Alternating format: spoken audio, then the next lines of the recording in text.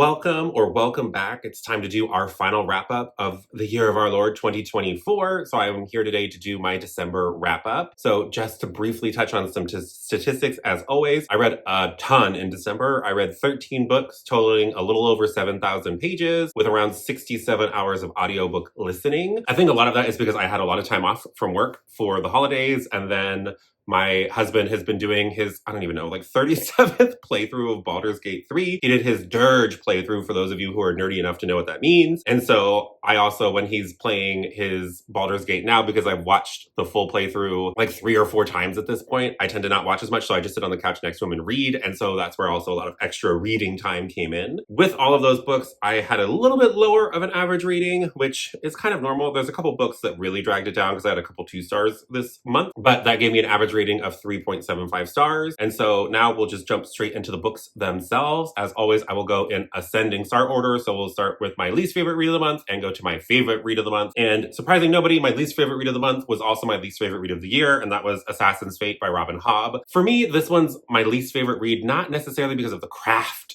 or anything like that. Like, I think that there were some really satisfying elements in Assassin's Fate. I do understand why people feel like the world is so interconnected and you're really getting all of these pieces from the different series that are coming together, and it's really fun, and you get to see some things that were happening behind the curtains that were precipitating events earlier in the series. And so on that front, I see why people like the series. But on the other hand, and I go into this a lot more, including with spoilers, in my least favorite video, if you want to watch that instead to have like all of the deets. But basically, there are just some homophobic portrayals, in my opinion, that's how they came across, that just were repetitive enough that I couldn't get past it. And that mixed with just feeling like we always had to add on extra graphic or traumatic things just for the sake of being more traumatic. I just didn't resonate with that. It felt like a little bit overtly emotionally manipulative, and I was just supposed to sit in the trauma, and that's just not my favorite thing. And so it is what it is. But I have all of the, I think I talked for like 10-ish minutes about Assassin's Fate and Realm of the Elderlings, including with spoilers. So if you want more deets, you can go over there. Moving right along, my next 2-star read of the month was How to Become the Dark Lord and Die Trying by Django Wexler. And this also made it on my least favorite reads of the year. It's just so hypersexual in a way that is not, it's not funny. It's just, it comes off actually a little bit offensive because it is this bi or pansexual woman who is just this psychotically sexual being. And it just feeds into these kind of stereotypes that I don't appreciate. And then the book felt like it had no point. Like, why did she keep coming back? What is the larger thing? I'm assuming maybe it will be covered in the conclusion to the duology whenever that comes out. I don't know that I'll be reading that. We'll see. We'll see how the general buzz around it is when it actually comes out, but I would be surprised if I end up deciding to go for that one. And now we're more into the like middle of the road territory, so we're going to jump right up to my 1 3-star read of the month, and that was Monstrous Nights by Genoveva Dimova, and this is the conclusion to the Foul Days, or what is it, something witches? I don't know. There's some name for the series that I can't remember off the top of my head. But this one, we kind of dealt with a lot of the climactic big bad stuff in book 1. And so book 1 felt fine as a standalone to me. And so when I continued on into the sequel, I was like, I'm not entirely sure where we're going with this. And then it felt a little bit regressive because it felt like we were getting fleshing out of the big bad that we had already dealt with in book 1. I kind of wish that this had been one longer standalone novel and some of these elements had been kind of shifted around to have the big bad built up and then dealt with, instead of dealing with him and then kind of retroactively filling in some of his stuff. Like, I don't know, it just felt weird and kind of anticlimactic to me. And so it was still a good enough time. Like, I enjoy the shadow magic of this world. I enjoy the kind of like mystery elements, because we're, in this one especially, we're kind of doing this kind of murder mystery plot line, which I kind of enjoy. But just after, it just feels weird to kind of have the more larger scale thing happen in book 1 and then kind of scale it back for book 2. But it's not bad. Like, I'd still recommend the duology. It's fun enough, and they're both quite short. So if you like kind of Slavic folktale type situations with kikimoras and stuff that you've probably seen from The Witcher, and kind of this interesting society where there's this wall that protects them from the monsters that tend to come out around the new year during the Foul Days. So it's just like a really kind of cool world, but it just, I don't know, something about the way that things escalated and built just needed to be shuffled for my personal liking. And then the next thing I'll talk about was a 3.5-star read, and that was Brighter Than Scale, Swifter Than Flame by Neon Yang, and this is a standalone novella. And it actually was quite fun. It is this kind of classic setup of a dragon-slaying knight, but there's a lot of commentary because she is a female dragon-slaying knight, from a neighboring kingdom that kind of gets brought in because of her ability to activate this magic sword that can help kill dragons. And so she gets taken away to the kind of Dragon Knight training place and made into this kind of legendary figure. So the kind of whole framework of this novella is she has become a figure of legend, and so somebody's telling her real story. And so there's a lot of this really kind of lush metaphorical language that's used that I don't normally enjoy, but in this kind of more novella format, I felt like it was kind of nice and fun. And basically what happens is she goes back to her home country and gets involved in some politics because she's sent there to suss out and slay a dragon because the empire that she's part of wants to kill all the dragons in the world, and the empire that she gets sent to worships dragons as part of their religion. So just a lot of interesting quandaries, and there is a little bit of a sapphic element to it all. So I think it's a really good time. And if you're looking for just a little bite-sized classic fantasy novella with a lot of style and flair that feels more modern, I think it's a great one to go for. Then my other 3.5 star read of the month was Bitter Medicine by Mia Tsai. And this is the first book I've ever read by this author. It's paranormal contemporary romance, I would say. So it feels kind of like urban fantasy romance, but I feel like it hits the beats of like a normal rom-com. So it felt like very romantical. But what I really appreciated about this one is we do follow this person who can kind of paint wards and do different kinds of things. And she's kind of involved with this big, bad, like elfish type stoic man. And they work together as part of his line of work, coming to her for different protection seals and things of that nature. And then they kind of get embroiled in some bigger machinations. So I think that the fantasy elements were enough to be enticing and interesting and felt like there was depth to them. The romance was not insta-lust and insta-bang. We really took the time for them to meet and show compatibility and have a foundational level of a real relationship, which is, I know, novel for romance, but they had this real genuine connection before it escalated, and there was a spicy scene, but it was fine. And so it was a lot of fun. So if you're somebody who usually likes contemporary romance and wants to dabble with a little bit of more fantastical leanings, then I think that this is a great choice for you. I just don't normally gravitate completely towards romances, but of the ones that felt like primarily romance in a fantastical setting with a fantasy plot to kind of help push the romance along, I think this is one of the better ones that I've read. I do still enjoy things like The Mages of the Wheel slightly more, just because it's more on the fantasy side than it is on the romance side. But this is more on the romance side than the fantasy, but it's still pretty good. So if you've been at all on any kind of quest for actual real relationships to develop before the spicy fun times, here you go. And then I got to a art copy that I was sent by the author for Level Unknown by David Dalglish. This is the start of his new lit RPG series, and I gave this 4 stars. It's kind of my first foray into lit RPG. I have not read a lot of lit RPG ever, really. I don't know if I've ever read a single other book that's classified in this subgenre. I've obviously played a lot of RPGs and I'm familiar with the elements that were here. I think that this was a really fun one to dip my toes in with, though, because it had this kind of sci-fi framework where we're in this society that is sent to kind of terraform this planet and kind of make a new colony, and they have come across this ancient artifact that they're trying to figure out what the artifact does. And part of what the artifact does is one of the people that lives on this station gets sucked into this almost video game-like world. And we don't totally understand the context of what the artifact is for, what's going on. There seems to be some bigger political maneuverings between the space stations and things in the backdrop. But we also have all of the things that are happening in the world itself that are really fascinating. And it's a really fun fantasy world that he's part of. And there are a lot of elements of Dark Souls type games. The starting especially felt kind of Resident Evil 4 with when you're in that village with all the crazy like Spanish people that are chasing you trying to stab you. So there's like these really fun elements that I recognize from video games that I've played and loved. But it also had like a really still interesting story in and of itself and of its own right. So I think if you've ever been curious to kind of dabble in the lit RPG genre, I think that this is a very friendly one to start with because it's the one I started with and I want to continue on with the series. So I think that bodes well for me. And maybe I'll continue on with other lit RPG books in the future. I don't really know. But so far, this one's really fun. And I just love David Dalglish. He's probably one of my favorite authors of all time. He's written the Vagrant Gods trilogy, which it's so good and so criminally underhyped. So I need more people to read that. But if you don't want to read that and you want to read something short and then RPG-esque, this is really fun. And I still need to check out his other series that starts with like the big chonker that's like the beigey type cover. I can't remember what it's called, but I know I need to read it to really cement him as like an auto-buy, whatever type author. Moseying right along, the next book that I'll talk about, one of my other 4-star reads, was Shards of Honor by Lois McMaster Bujold. Angela from Literature Science Alliance finally convinced me to give the Vorkosigan saga a try, because as somebody who is in the sciences as part of my career, I find that when I dabble in sci-fi, I tend to be really nitpicky about the science that's actually there. I tend to find myself just so hung up on like technical detail that I find it hard to just be in the story in any meaningful capacity. But with Vorkosigan saga, it has almost this more kind of vibe of, I don't know, almost Star Trek-y. It has this really campy tone at times, but then it has this ability to also have these really rich themes that kind of sneak up on you. And there's also surprisingly dark content, but the blend is just perfection to me. And with Shards of Honor, we meet Cordelia, we meet Heir of Vorkosigan, we start getting embroiled in some of the politics between the Beta Colony and Barrayar, the home planet for the Vorkosigan family, and we're seeing this broader kind of galaxy-wide kind of political structure that exists.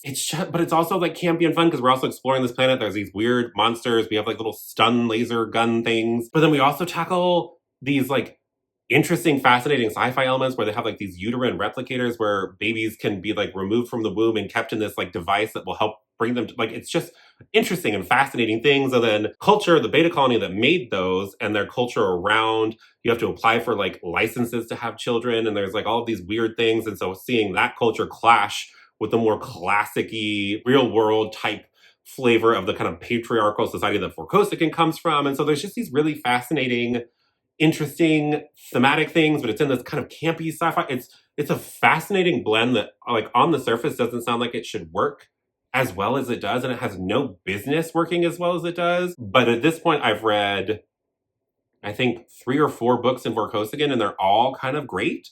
Like nothing's been less than 4 stars so far, so I hope it continues this way for me. And then my last pure 4-star read of the month was Amari and the Despicable Wonders by B.B. Alston. This is book 3 out of, I want to say 5 for the, what is it? Is it the Bureau of Supernatural Investigation, whatever the series is called. It is middle grade, and it has kind of this fantasy Men in Black vibe that it's so fun. And I think my biggest complaints with book 2 was it felt like we set up a lot of things, but really had no payoff.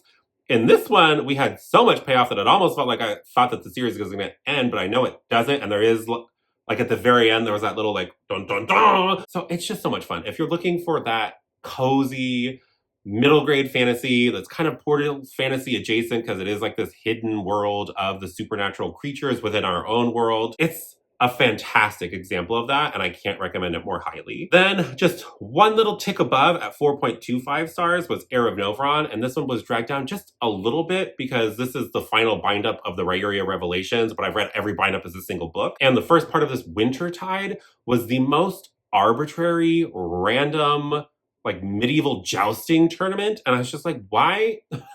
What? But I don't, why though? Like, I could not get into it for the life of me. But then I got to the 6th and final book, or the second part of this bind up, and I want to say it was called Persepolis. And that's where I finally got the payoff that I've been waiting for, because I have read all of the World of Elan books in world chronological order. So I started with Legends of the First Empire, then went to the Rise and Fall. Then I skipped over Chronicles, which is kind of how Royce and Hadrian came together in kind of buddy, duo, random, one-off adventure type stories that give more depth and context to some things that happen in Revelations, but it's kind of like its own thing. So I skipped that and then went straight to Revelations. And so there's been this bigger background thing that's been happening since Legends, and it finally was concluded in Persepolis, and it was just so satisfying, that conclusion that we got. But I'm fascinated by people who start with Revelations and then go back, because especially the very end of Revelations, I don't think that would have had as much impact if I didn't have like 12 books before it building me to that moment. And so I still, if you're thinking at all about dabbling in the world of Elan, I still personally would recommend that you read them in in-world chronological order. You will have one aspect of Revelations spoiled for you because you will likely know who the titular heir of Novron is. But I don't think that reveal is the important reveal. I think that the things that happen that conclude this millennia-long journey that we've been on, I think that that is much more important to have the emotional impact for than this like one-off, like kind of exciting reveal. But like once you know it, it will never be exciting again on reread. So I think I still would recommend you read them in world chronological order now, having context with the full story that we're getting. But that ending, man, and I'm so excited because I know that he's continuing on post Revelations, and that's going to be the next series that he's writing in the world of Elon, and I am hyped for whatever we're going to do with that. Then the next thing I had was a reread. I reread Peace and Turmoil by Elliot Brooks. This was 4.5 stars, and obviously I'm friends with the author, but I don't think that that affects how I feel about the book. I was doing a reread because book 2 is slated to come out this year, and she recently had an audiobook done and released on Audible for book 1, Peace and Turmoil, and so I wanted to do a reread, and I also wanted to do it with the audiobook. I think the audiobook narrator was fantastic. He has a lot of gravitas to his voice that just kind of enhance the reading experience. I do also love this world. It has these flavors of these monsters that just feel very Final Fantasy. It's very high political machination drama, but there's also exciting battle sequences, especially in the middle of this first book. I will say that the beginning of the book does take a while to get going. We spend a decent amount of time building up our core cast of characters with Guinevere and some of the others, and building up the political tensions between some neighboring kingdoms.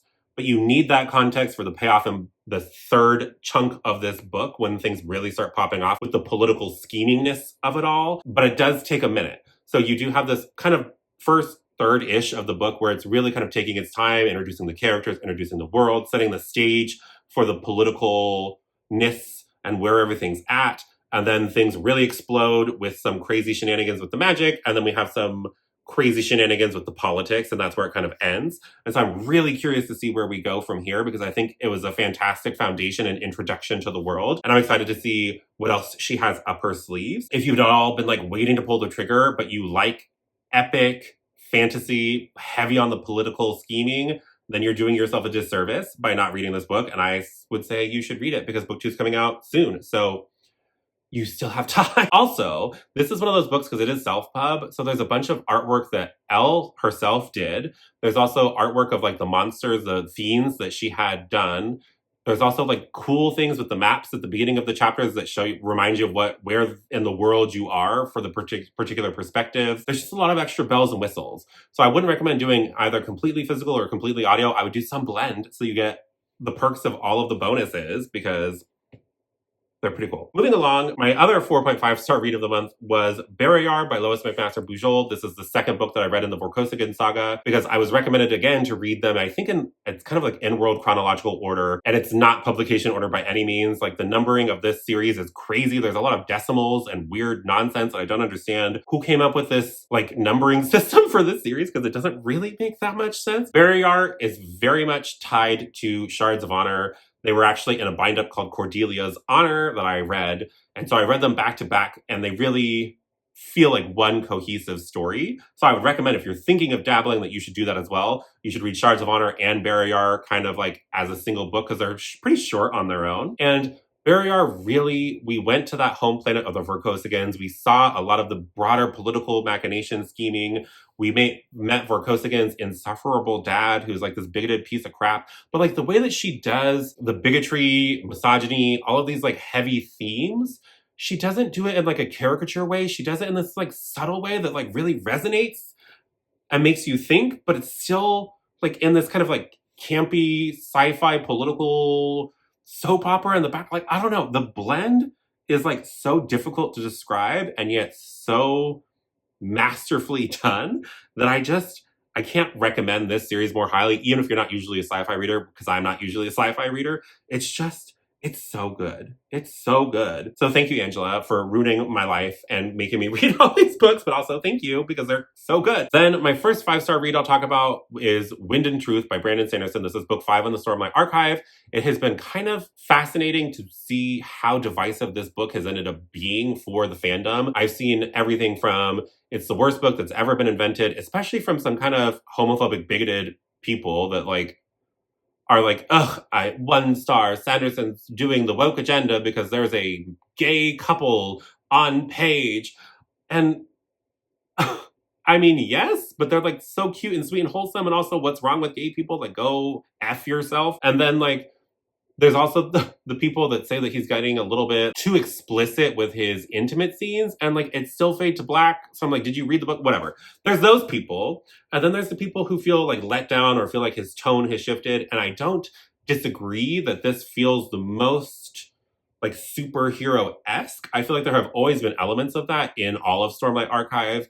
But I think with the stakes and the number of POVs and the amount of time and the lore that we're doing, I think it was kind of inevitable to start maybe getting a little bit more of this tone. But also, I understand the people that don't love it. It's fine. I personally had the most fun time reading this around the holidays with Angela. We did a very slow buddy read together, and we had a great time. I will say the first like half took a hot minute to get to the actual information. There was a lot of like twists and like new questions that you never had before that were kind of coming up. And we weren't really answering any questions until maybe the last like third of the book. All of a sudden it was like, oh my God, like mind blown. But I had so much fun. And is it like a conclusive end to an arc? Not really. It's a okay resting point. It's clear why we're going to have the time jump that we're going to have. But is it like conclusive in any real meaningful way? Not really. I understand the people that had it kind of hyped in their mind that this was going to be the end of arc 1 of the Stormlight arc. It's not really. So maybe if you haven't read it yet, temper those expectations for how conclusive it's going to be. It will really blow the doors open on broader Cosmere lore. It's really setting the stage for getting all of the different series set up and how things have come to be, and like just so cool. So if you're at all like really into the lore and want to understand more about the shards of Adel Nauseam and all of these things, you're going to have a great time. I hope that you loved it. If you didn't love it, I also understand it's not a perfect book, but I had so much fun, and so that's why it's up here at the number 2 slot. And then my favorite book of the month, which I also talk a lot more about in my favorite books of the year, was Breath of the Dragon by Shannon Lee and Fonda Lee. This is the start to a new young adult fantasy series, but I think it's very approachable for any age, especially if you're somebody who grew up loving martial arts movies, Bruce Lee movies, or grew up doing martial arts with some of those like kind of martial arts fables and moral lessons. I feel like that's also richly baked into this really fun martial arts tournament style story that turns into a much more dramatic political thing at the end and has me really curious where we're going in book 2. But it's so good. But if you want a little bit more gushing for that one, I will also point you to my favorite books of the year video, because I don't want to just sit here and talk for too long, because I've already been talking for more than 20 minutes about these books. But that will do it for this video. If you just want to leave an emoji, leave some flavor of dragon or breath for Breath of the Dragon. If you want to talk to me about any of these in the comments down below, I would love to hear from you. If you want to talk spoilers, I'm always happy to do so. Just make sure you say the title of the book, say spoilers, and then hit enter a bunch of times so that people have to click on it to see the spoilers. But other than that, please do all the things. Like this video if you liked it. Subscribe if you want to see more bookish content like this from me. But that will do it. And that's a final wrap on the books from 2024. I'm really looking forward to the books that I'll read in 2025. And I'll talk to you in the next one. So I hope you have a great rest of your day, and I'll talk to you again soon. Bye!